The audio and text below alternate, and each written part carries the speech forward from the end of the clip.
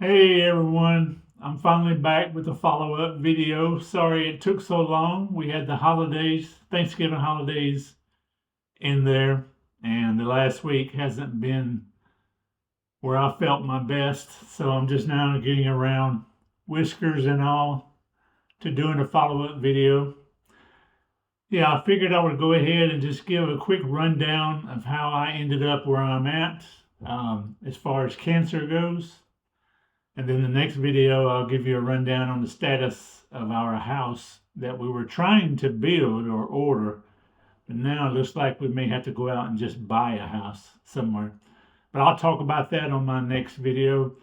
This video, I'm just going to give you a quick introduction to how I got to where I'm at with the cancer. It's been a whirlwind. I mean, a lot has happened since February when all this started. So back in February, I started having a lot of pains in my lower right back. And I thought it was probably related to going to see a chiropractor because in the past I've had to have chiropractic adjustments about once every 5 or 6 years. So the first thing I did when I started having those back problems was look into chiropractor. And I had a few sessions with him. I ended up going to my general practitioner doctor as well, and they did a X-ray on my back in that area, which didn't show anything at all. So they figured it might be muscular related. So long story short, I kept going to the chiropractor. I would get some relief, but not a whole lot. And I eventually had to start sitting on a heating pad wrapped around my back pretty much every day. Otherwise, I couldn't get through my work day. And my job involves a lot of sit down work because I work from home. So I wasn't able to sit down without having heat on my back pretty much all day and most of the night. I eventually got to the point where the pain hurt so bad I had to sleep on the heating pad. And never really thought much about cancer at first because the heat pad worked. So I thought it was something muscular related that they just couldn't figure out or pinpoint. But after several months of this, I finally ended up having to go back to the doctor, and they ended up doing an MRI. And on the MRI, they thought that I had pancreatitis because I had had a pancreas, I guess, blowout or pancreas uprising not too long after all this other pain started. So, long story short, with that, they thought I had pancreatitis, which made a lot of sense because pancreatitis gives you back pain on the right quadrant side as well. So we dealt with the whole pancreatitis thing for a while, got another MRI. Then they thought I had necrotizing pancreatitis, which is where the pancreas has a couple of dead spots on it. And I was told basically that the necrotitis would have to work itself out, and my pancreas would eventually cover up those two dead spots and re-heal itself. Well, that ended up being what we thought was the resolution for a month or two. But then all of a sudden I started getting worse. I got to where I couldn't get up off the couch. I couldn't do my job. I was having to call in sick and just couldn't get around, just feeling really, really poorly. And well, eventually I got to the point where I just couldn't move at all. And I was spacing out, almost like passing out with my eyes open. I had a bad situation like that in front of my wife, Angela, and she had to end up taking me to the local hospital here in Ripley, to the brand new community hospital that we just opened up at the time. And they told me I had, what was the word for it? I think they told me I had something to do with, I can't remember the name of it now. I've had so many symptoms and so many diagnoses, I can't remember. But what they thought I had was something related to diabetic acidosis or ketoacidosis. That's what it's called, ketoacidosis.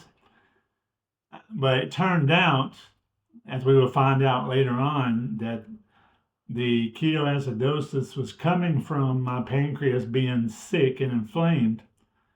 They still wanted to connect it to pancreatitis, but it never did really get an official diagnosis. But fast forward to June, I ended up having to go back to the hospital again. This time we went to the hospital in Germantown, Tennessee, to the Methodist Hospital, and I was admitted into the hospital again. Now, my first hospitalization, when I went to the local hospital, they sent me over to Jackson, and I was in the hospital for about 4 nights, 5 days. This second hospital visit, I was actually in there for 5 nights, I believe, 6 days. And they actually did quite a bit more tests there. They did some CAT scans and stuff. Eventually, one of the CAT scans showed what was actually going on with my pancreas, and it was a tumor on the head of my pancreas. So even though that wasn't good news, it was at least something that we had that was concrete. We actually know what was going on now with my pancreas. But having a tumor, obviously, it's pretty much going to be cancer, because most tumors are cancerous these days. Long story short, I had developed, what sent me to the hospital in Germantown originally was I had developed a little bit of jaundice. My skin was starting to look yellow. And we figured it was probably part of the pancreas, the pancreatitis that we thought that I had. So when I was in the hospital the second time, they scheduled me for a stent placement, which they basically just went into my pancreas, the common bile duct between my pancreas and the liver. They put a stent in because part of the tumor had been metastasized up into the biliary duct, and it was causing the biliary duct to have an obstruction. So all the bile in my liver was backing up, causing jaundice and yellow skin and all that good stuff, all the fun stuff.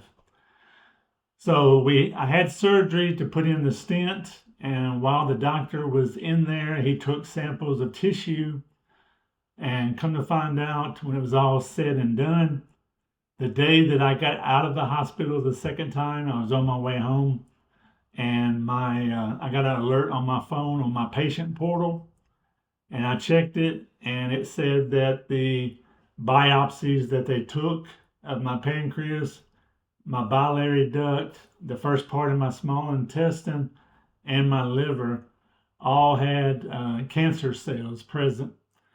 So undoubtedly, I have had the tumor in my pancreas probably way before February, way before I experienced any pain, because I've since learned that once you experience pain, you've had the tumor for a little while.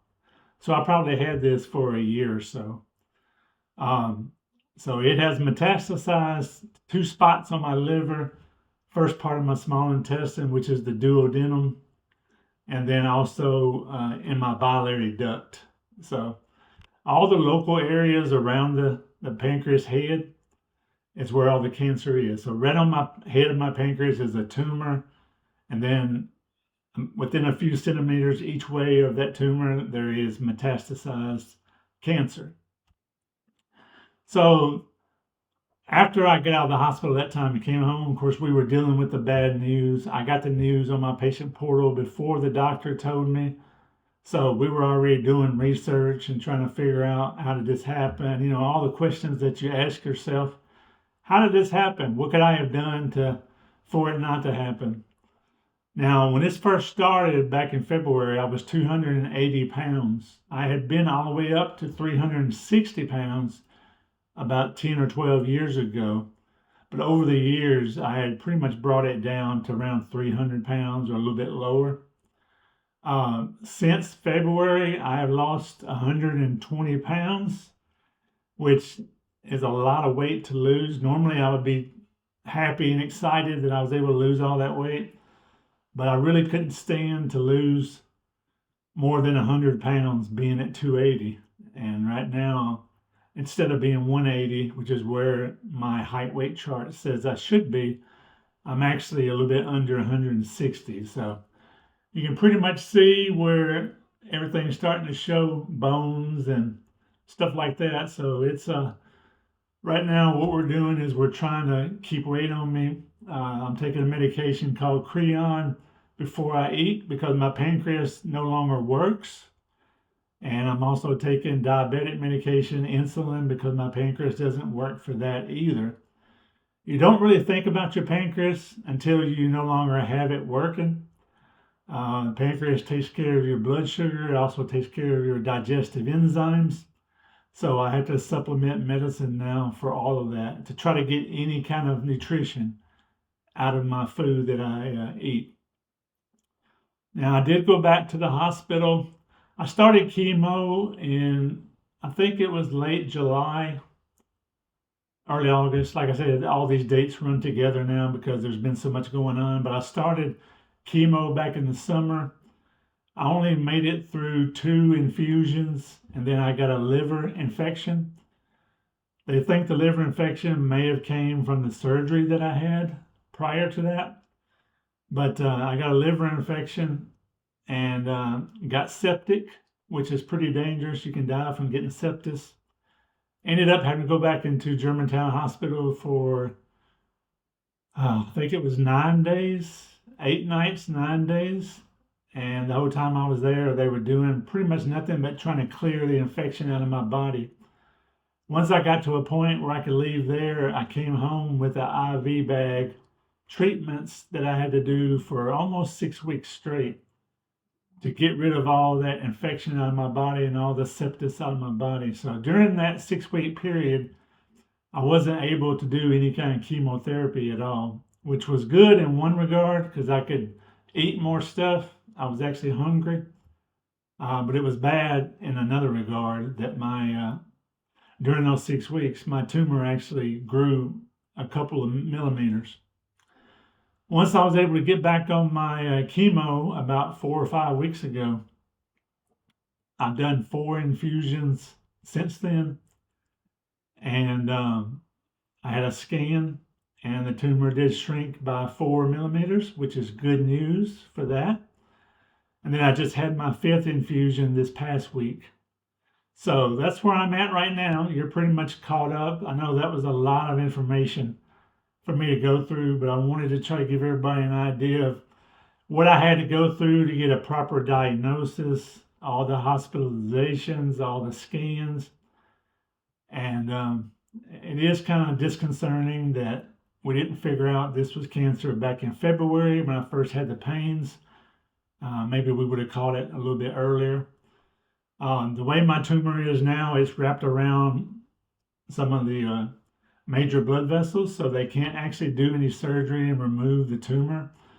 The hope is that if I keep responding to the chemotherapy and my tumor keeps shrinking, that one of these days I may be able to have most of the tumor, if not all of it, resected and taken out. But that still leaves me with cancer spots on my liver that we've got to deal with, and cancer in my biliary duct, and then the upper part of my small intestine as well. All those things from my research can be cut out. So the main thing we're really worried about is the tumor that's on the head of my pancreas. So that's the main culprit right now. But anyway, you're caught up now. So if you have any questions, feel free to ask them in the comments. I appreciate everybody watching this video. If you haven't been here to my channel so far in the past, I just started this channel, so any subscriptions or anybody liking the video is appreciated. And I will see you guys on the next one. Hopefully it won't take me 2.5 weeks to do the next video, but on the next video, I'll give you some rundown on what Angela and I are doing as far as moving out of this old rental house into a new house. Thanks, everyone. Bye-bye.